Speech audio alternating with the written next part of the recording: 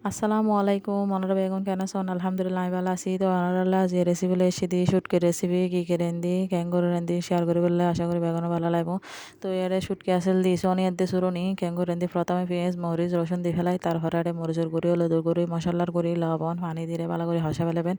হসানোর পরে যখন তেল বা এটুকু ফুটফুটে তারপরে তখন এটা ডালে দিবেন শুটকি তার হারি শুটকি ভালো করে হসায় এটা দিয়ে দিবেন দে ভালো মতো টমেটো বেশি করে টমেটো দিলে কিন্তু শুটকি তার হারি বেশ মজা হয় তো এই টমেটোটা দিয়ে ভালো করে লাড়ি সারি